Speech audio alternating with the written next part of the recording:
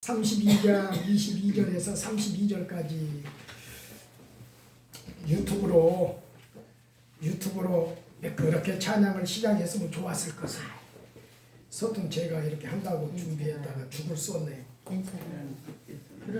22절에서 32절까지 창세기 32장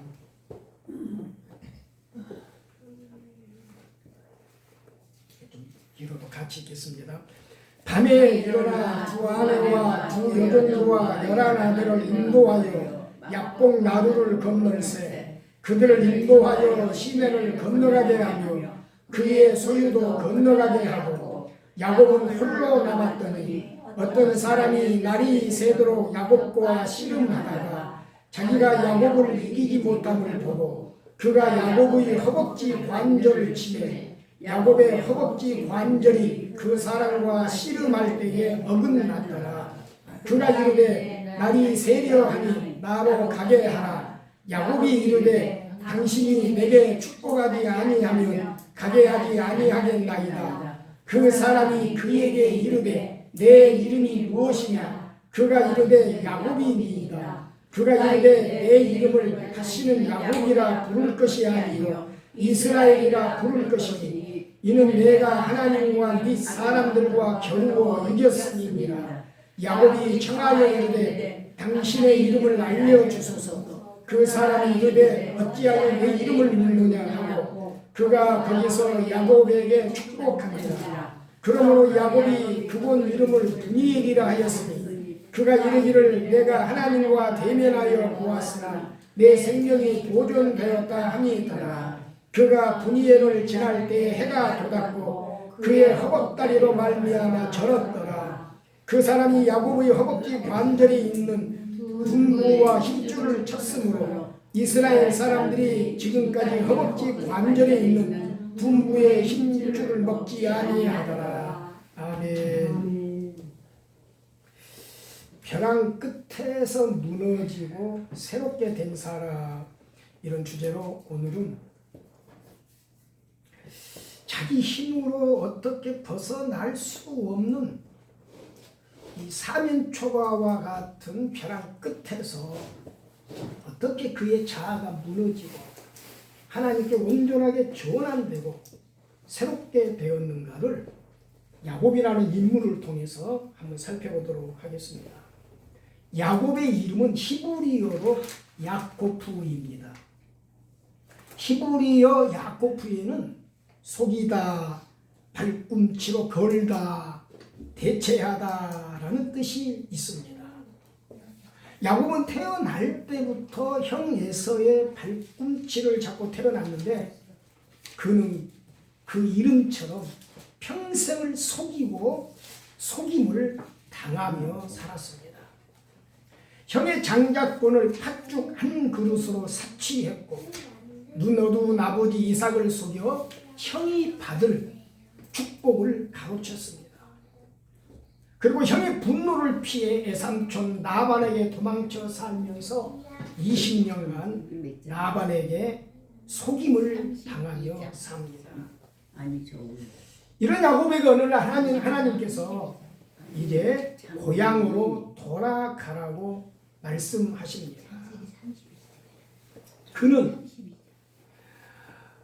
모은 재산과 가족들을 데리고 20년 만에 고향으로 돌아가면서 사람을 앞서 보내 상황을 살펴보게 합니다. 그런데 그 종이 돌아와서 아주 끔찍한 말을 합니다. 형 에서가 20년 전에 동생에게 속아서 모든 것을 뺏겼던 그 원한을 갚기 위해서 400명의 군사를 거느리고 온다는 소식이었습니다. 여러분, 400명은 군대입니다. 야곱이 이 소식을 듣고 극심한 두려움에 사로잡힙니다. 32장 7절은 이렇게 말합니다. 야곱이 심히 두렵고 답답하여. 야곱은 세상적으로 대단히 성공한 사람이었습니다. 큰 재산을 모았고 두 아내와 두 여종에게서 11명의 자녀를 두었고 수많은 종들과 가축을 거느리고 있었습니다. 하나님은 야곱이 그의 어머니 뱃속에 있을 때부터 어린 자가 큰 자가 어린 자를 섬길 것이라고 하는 장자의 축복을 약속했습니다. 하지만 야곱은 속임과 거짓말로 그것을 쟁취했습니다. 그리고 지금 에서를 만나는 이기 앞에서도 야곱은 철저하게 자기 방식을 동원합니다. 창세기 32장 13절에서 23절을 보면 야곱이 얼마나 치밀한 전략가인지를 알 수 있습니다. 먼저 재산을 두 대로 나눕니다. 한쪽이 당하면은 한쪽은 피하여 도망가겠다고 하는 생각입니다. 그리고 에서에게 선물을 보냅니다. 염소, 양, 낙타, 소, 나귀의 떼를 나누어서 차례차례 보내면서 종에게 지시합니다. 에서가 묻기를 너희는 어디서 왔느냐? 이것이 무엇이냐? 그러면 야곱이 형님 에서에게 드리는 선물입니다 라고 말해라. 이것은 야곱의 치밀한 전략입니다. 한 번에 주면 효과가 없으니까 여러 번 나누어 보내서 마음을 점점 녹이겠다는 계산입니다. 창세기 32장 20절에 보면은 야곱의 속마음이 그대로 나옵니다. 야곱이 말하기를 내가 내 앞에 보내는 예물로 형의 감정을 푼 후에 대면하면 형이 혹시 나를 받아주리라. 그의 감정을 풀고라는 표현에서 야곱은 여전히 자기 방식으로 이기를 모면하려는 깨와 의지를 강하게 드러냅니다. 여러분, 이것이 우리 모습입니다. 이것이 우리의 자화상입니다. 하나님의 약속을 믿는다고 말하면서 결정적인 순간에는 내 생각과 깨와 처세, 내 능력, 내 인맥, 내 돈으로 해결하라는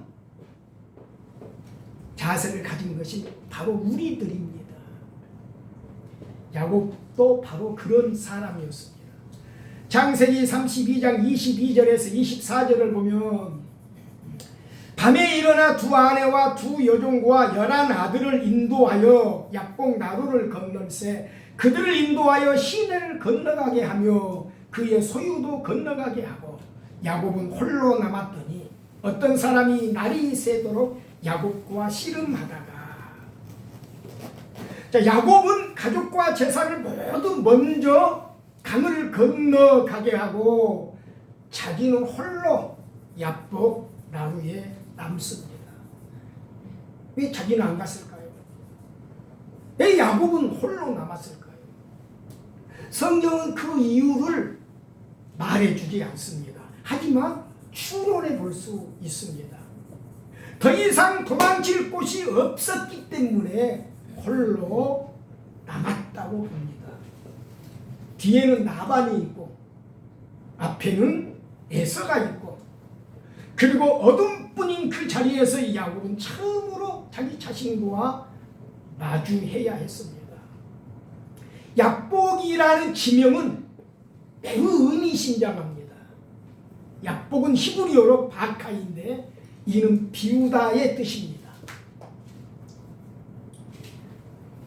야곱은 재산과 가족을 다 강을 건너가게 했습니다. 그리고 아무것도 남은 것이 없는 빈몸으로 홀로 어둠 속에 남습니다. 여러분, 하나님은 때로 우리를 약복으로 데려가십니다. 모든 것이 비워지고 가진 모든 것이 소용없어지고 내가 의지하던 모든 것이 건너편으로 가버린 그 자리, 가족도 재산도 능력도 아무 소용없는 그 텅 빈 자리로 우리를 이끄십니다. 우리가 잘못 배운 것이 예수 믿으면 그냥 건강해지고 성공하고 잘 먹고 잘 살아. 경제적으로 부자 될 수 있어. 우리는 이런 메시지에 길들여져 왔습니다.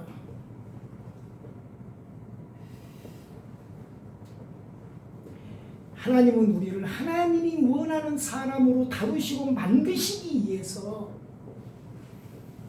우리를 약복으로 가게 하십니다. 때로는 가진 것을 잃어버리고 건강한 몸이 병들고 앞이 꽉 막혀버린 것 같은 벼랑 끝에 우리를 올려놓으실 수 있습니다. 왜 그렇습니까? 안 그러면 안 다루어지거든요. 야곱은 비로소 거기서 하나님과 맞닥뜨리게 됩니다.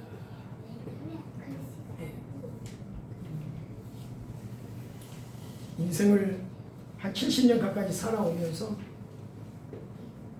저도 참 많은 약복을 경험한 것 같습니다. 선교사로, 목회자로 어떤 성취를 꿈꾸고 남들에게 인정받고, 야, 김상빈 목사, 김상빈 선교사 상당히 영향력 있고 괜찮은 사람이야, 이런 평판도 없고,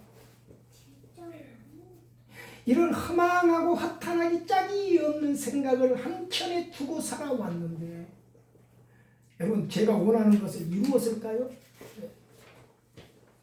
제가 이루고 얻은 것보다는 존재감을 상실하고 초라하게 되고, 그렇게 인정에 목말랐던 내가 인정받기는커녕 이 나이가 되도록 세상이 평가하는 목회자의 성공과는 거리가 먼 삶을 살고 있습니다. 이 과정을 통해서 하나님은 저를 빚으셨습니다. 다루셨습니다. 여러분, 내가 며칠 전에 내 친구와 문자하면서 이런 대화를 나눴습니다. 난 내 인생에서 환경적으로 가장 어려운 처지에 있지만 60년 가까운 내 신앙에서 지금처럼 이런 영적인 부여와 은혜 속에 살아본 적이 없다. 지금이 나는 최상이다. 이렇게 말했습니다. 어떤 사람은 사업의 실패가, 어떤 사람은 사랑하는 가족의 죽음이, 어떤 사람은 누군가로부터 속임으로 당한 물질적, 치명적 손해가, 어떤 사람은 평생을 살아도 복구가 불가능한 삶의 낭패가, 어떤 사람은 자녀의 탈선이, 어떤 사람은 건강의 상실이, 어떤 사람은 인간관계의 파탄, 결혼의 파탄이 약복이라고 할 수 있습니다. 약복의 고립과 꽉 막힌 길은, 여러분, 하나님이 우리 자아를 허물고 하나님의 사람으로 빚어내시기 위한 하나님이 조성하신 은혜의 장소입니다.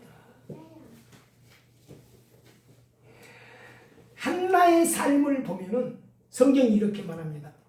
하나님이 한나를 성퇴하지 못하게 하심으로, 누가 잉태하지 못하게 했다고요?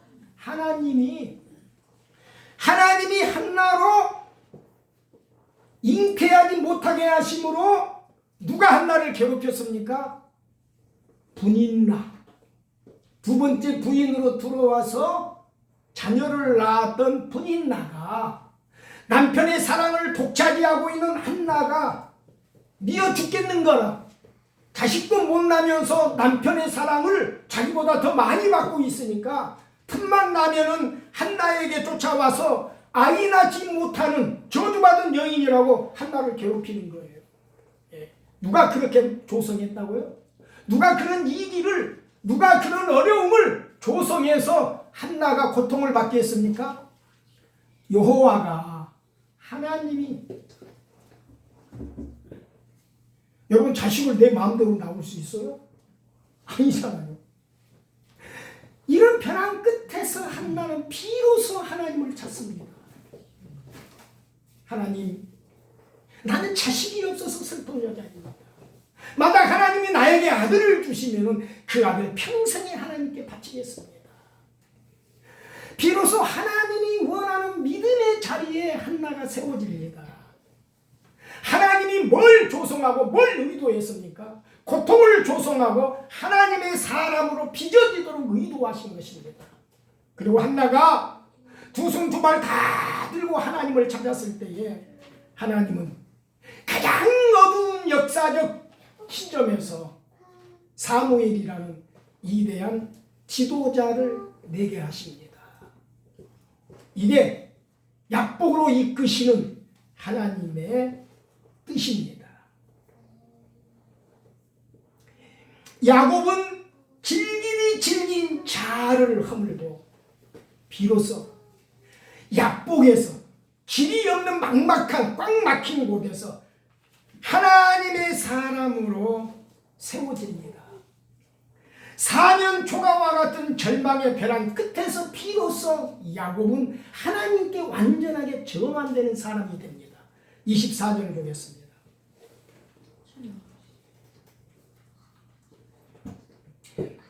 어떤 사람이 날이 새도록 야곱과 씨름하다가 어떤 사람을 성경은 처음에는 사람이라고만 소개합니다. 한밤중에 두려움과 고뇌 속에 빠져있는 야곱에게 갑자기 나타나 씨름을 시작한 이 존재는 누구일까요? 호세와 12장 4절이 이 비밀을 풀어줍니다. 천사와 겨루어 이기고 울며 그에게 간구하였으며, 그리고 야곱 자신도 이 사건 후에 이렇게 고백합니다. 야곱이 그분 이름을 분이엘이라 하였으니 그가 이르기를 내가 하나님과 대면하여 보았으나 내 생명이 보존되었다 함이더라. 분이엘은 하나님의 얼굴이라는 뜻입니다. 야곱과 씨름한 사람은 그러니까 누구였습니까? 하나님 자신이셨습니다. 우리를 죄와 파멸에서 구원하기 위해 사람의 몸으로 성육신하고 오시기 전에 하나님이 야곱에게 사람의 형상으로 나타나신 것입니다. 그런데 여기 이해하기 힘든 부분이 있습니다. 이해가 필요한 것이 있습니다. 하나님이 왜 씨름이라는 방식을 택하셨는가 하는 것입니다. 하나님은 전능하신 분이십니다. 말씀으로 천지를 창조하시고 죽은 자를 살리시는 분이십니다. 야곱을 변화시키려면 하나님의 방식은 수도 없이 많습니다. 그런데 왜 밤새 씨름이라는 이 땀냄새 나는 진흙투성이의 육체적인 방식을 택하셨을까? 그것은 야곱이 그런 사람이었기 때문입니다. 야곱은 평생 씨름하며 살았습니다. 쟁취하기 위해서 싸움하며 살았습니다.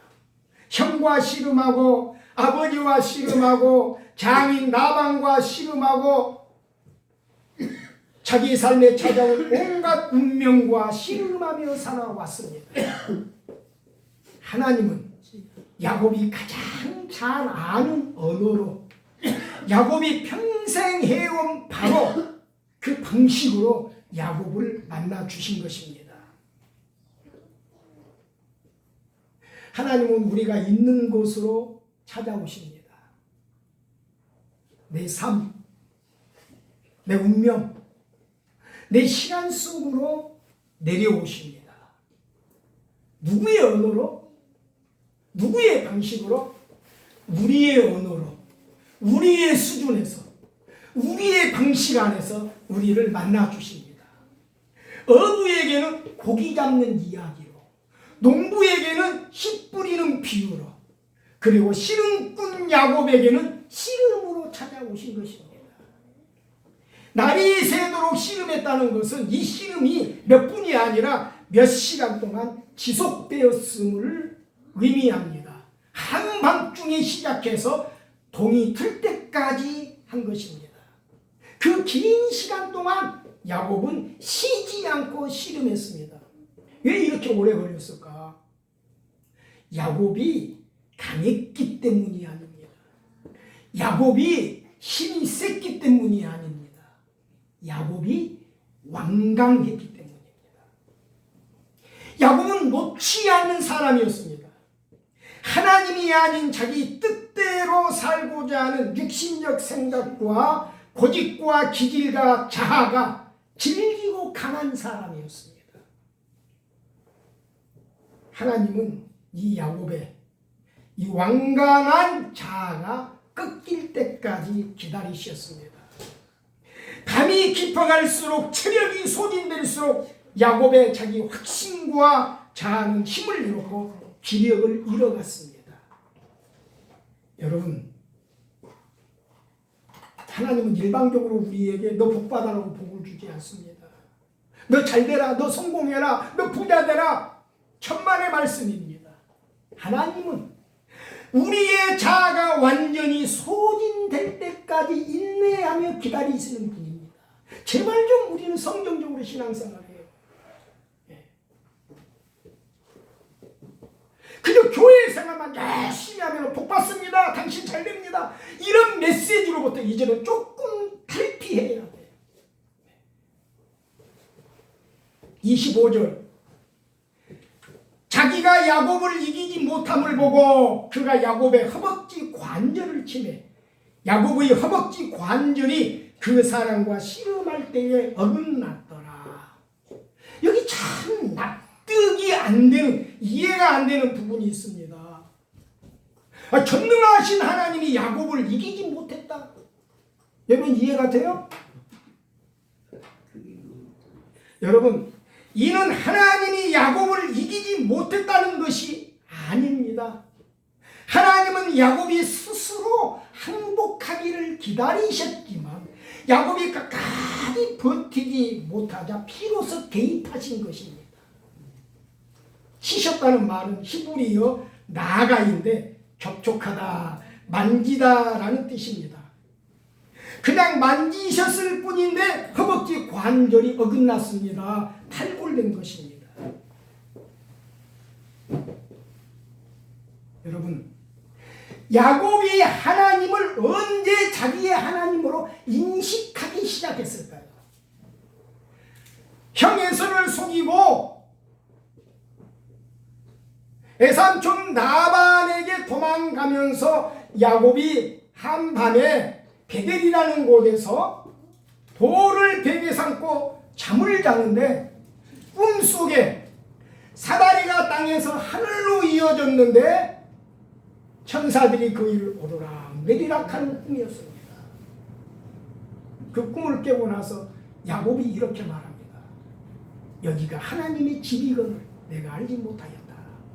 지금까지 그는 하나님은 자기 아버지 이삭의 하나님이라고 생각했습니다. 자기 아버지가 살고 있는 그곳에만 하나님이 계신다고 생각했습니다. 그런데 그 밤에 베델에서 야곱은 하나님이 여기도 계시는구나,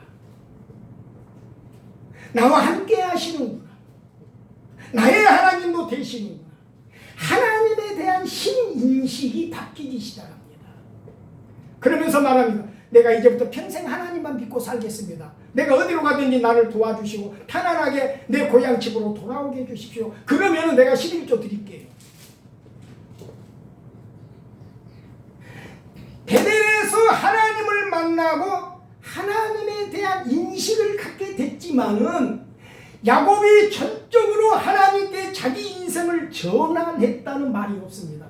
그는 여전히 자기 고집, 자기 욕망, 자기 꾀, 자기 처세, 육신적 자아를 가지고 삽니다. 그리고 비로소 약복강에서 깨집니다. 새롭게 하나님을 만납니다. 여러분, 우리가 예수를 믿고 구원받은 것은 구원의 시작이지 종착역이 아닙니다. 내가 예수를 믿고 신인식을 갖고 예수가 나의 주님 되심을 알았던 그 시점은 내 신앙 삶의 시작이지 끝이 아닙니다. 성령은 구원을 이루어 가라. 하나님의 거룩함에 이르라.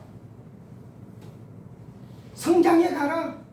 온전해져라. 우리가 예수님 앞에 설 때까지, 하나님 앞에 이를 때까지 우리의 신앙은 끊임없이 전진하고 자라가는 과정입니다. 성경은 이것을 구원이라는 말로 표현합니다. 야곱은 하나님을 알았지만 20년이 지나서야 비로소 근본적으로 하나님께로 전환되는 축복을 경험하게 됩니다. 허벅지 관절은 인체에서 가장 크고 강한 관절입니다. 제 아내가 하바롭스크에서 살아갈 때 오른쪽 골반이 빠져버리니까 아무것도 할 수 없어요. 사람이 걷고 서고 달리는 모든 움직임의 핵심이 골반입니다. 허벅지 관절입니다. 하나님께서 이 중요 부위를 치신 것은 상징적으로 매우 깊은 의미가 있습니다. 허벅지 관절이 빠지면 어떻게 될까요? 더 이상 자기 힘으로 설 수가 없습니다. 더 이상 도망칠 수도 없습니다. 더 이상 자기 방식으로 무엇인가를 할 수도 없습니다. 평생 속이고 도망치는 데 이력이 난 이 야곱이 자기 힘으로 해결하는 그 모든 능력의 기반이 한순간에 무너져 버렸습니다.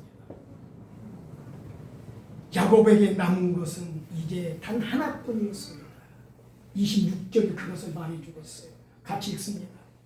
그가 이르되 날이 세려하니 나로 가게 하라. 야곱이 이르되 당신이 내게 축복하지 아니하면 가게 하지 아니하겠나이다.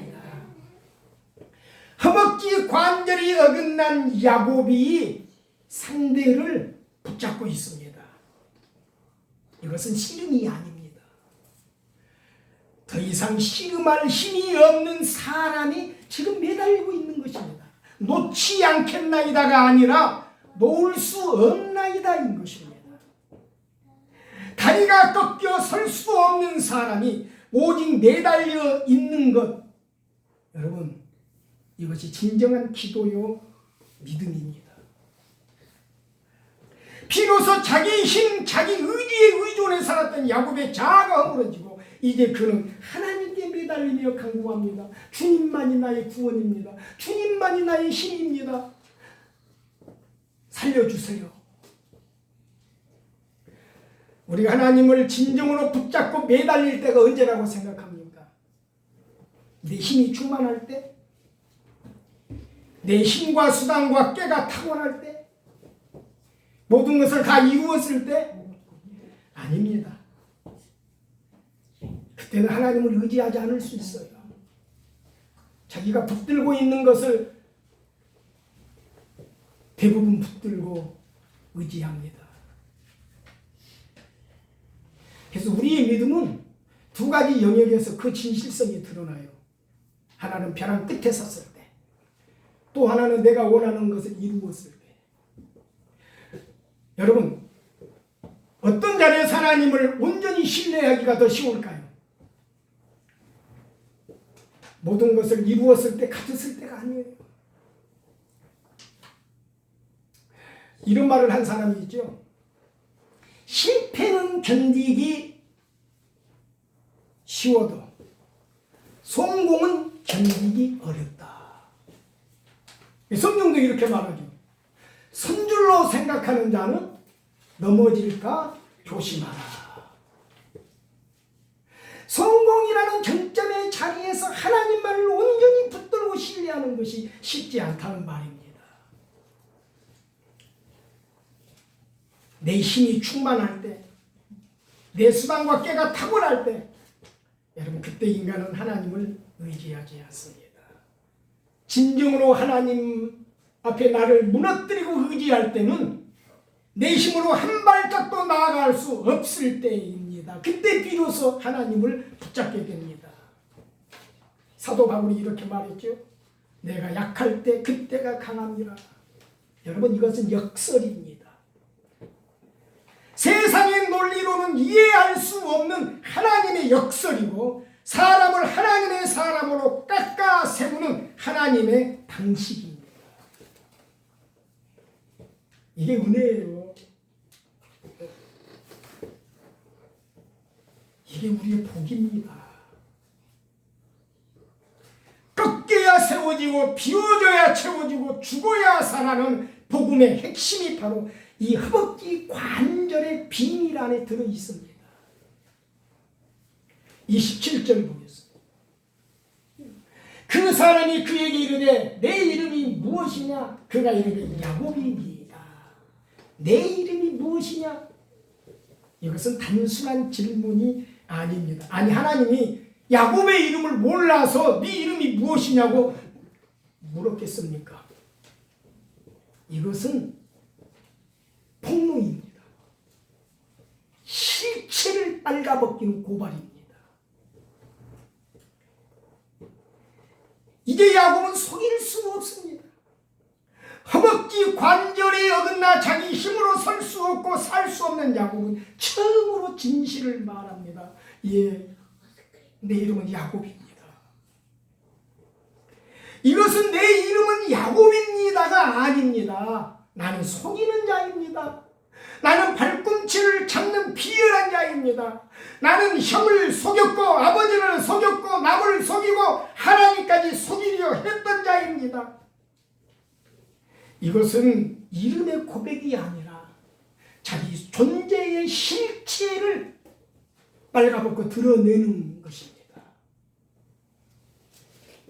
지금까지 붙들고 살아왔던 고집스럽고 완강하게 하나님께 저항하며 맞서왔던 자기 중심적 인간적 자아가 무너지는 절망적인 고백, 즉 처절한 회개입니다. 내가 누구인지를 하나님 앞에 통렬하게 드러내는 것,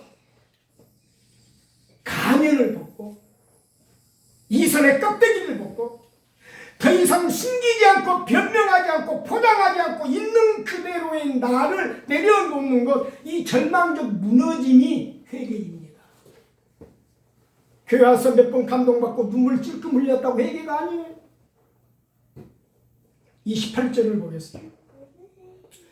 그가 이르되 내 이름을 다시는 야곱이라 부를 것이 아니요 이스라엘이라 부를 것이니 이는 내가 하나님과 겨루어 이겼습니다. 하나님과 싸워서 이겼다고요? 무슨 말일까요? 허벅지 관절이 어긋난 다리를 절면서, 즉 완강했던 자아가 허물어져서 하나님께 매달리며 처절하게 회개하며 하나님을 놓지 않았던 것, 이것이 이긴 것입니다. 이것이 하나님의 승리 방식입니다. 야곱은 힘으로 이긴 것이 아니라 무너져서 이겼습니다. 자아가 허물어져서 이겼습니다. 항복해서 이겼습니다. 자기 방식을 하나님 앞에 내려놓음으로 이긴 것입니다. 아멘.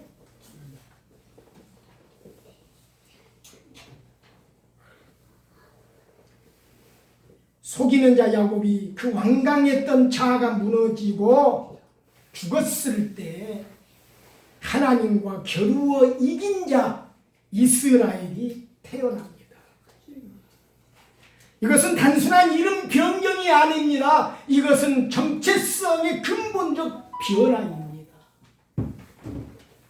하나님이 이름을 바꾸신다는 것은 그 사람의 존재 자체를 새롭게 하신다는 뜻입니다. 그런 적 누구든지 그리스도 안에 있으면 뭐라? 새로운 피조물이라. 그런데 우리는 근본적인 변화가 없는 허약한 삶을 사는 경우가 많을까요? 야곱의 회개가 우리에게 요구되는 지경입니다. 야곱이 이스라엘이 된 것은 더 강한 사람이 아니라 더 진실한 사람이 된 것을 말합니다. 속임수의 사람에서 하나님 앞에 진실한 사람으로, 자기 힘에 의지하는 사람에서 하나님의 힘에 의지하는 사람으로서의 진정한 변화입니다. 하나님은 우리 각자에게도 세상이 부르는 이름이 아니 하나님이 부르시는 이름, 과거의 실패와 수치가 규정하는 이름이 아닌 하나님의 은혜가 새겨주시는 새 이름을 주시기를 원하십니다. 여러분, 과거를 가지고 나의 본질을 규정하지 마세요. 나 과거에 형편했던 사람이야. 나 과거에 부정하게 살았어. 나 과거에 악하게 살고 음란하게 살았어. 그런데 약복에서 무너졌어요. 새롭게 됐어요. 그래서 주님만을 신뢰하고 의지하는 믿음의 사람이 되고, 어떻게 하면 주님이 원하는 방향으로 갈까가 유일한 내 삶의 목적이 되고 간절한 갈망이 되었어요. 절실함이 되었어요. 이 사람은 과거의 경험으로 그의 본질이 규정되지 않습니다. 새 이름을 가지고.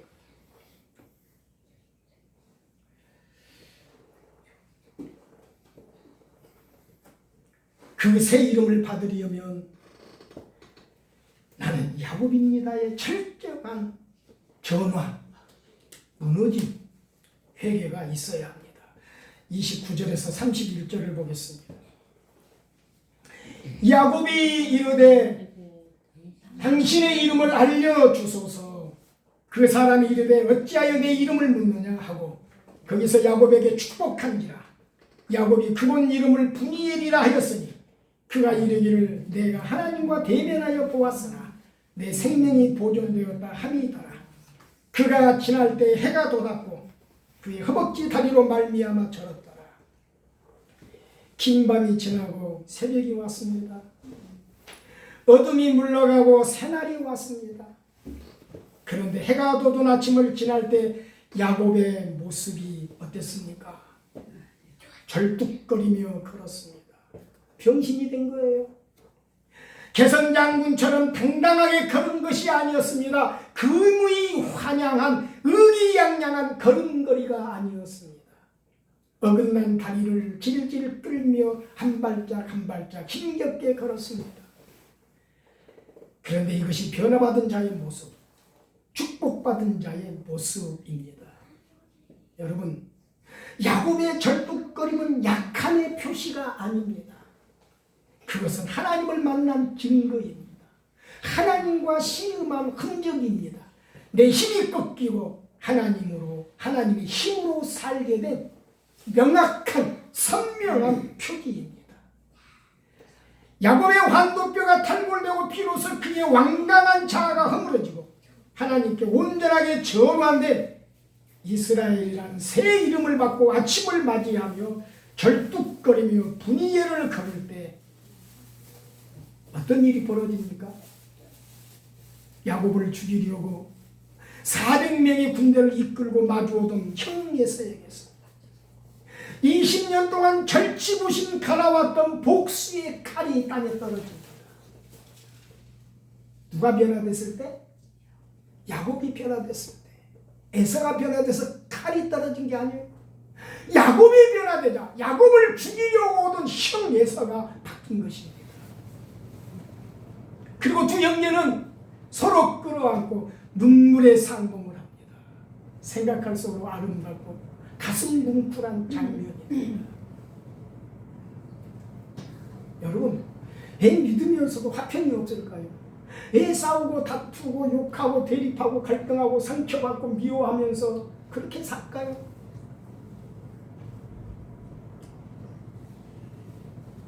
하나님 앞에서 내 힘이 꺾이고 죽자. 너도 살고 나도 사는 용서와 화해와 회복이 일어났습니다. 성경은 이렇게 말합니다. 잠언서 16장 7절 같이 읽습니다. 사람의 행위가 여호와를 기쁘시게 하면 그 사람의 원수라도 그와 더불어 화목하게 하시느니라. 우리 가정, 우리 관계, 우리 삶에서 일어나는 갈등과 대립과 싸움과 미움과 상처와 고통은 왜 일어나는 겁니까? 내 행위가 하나님을 벗어나 있기 때문입니다.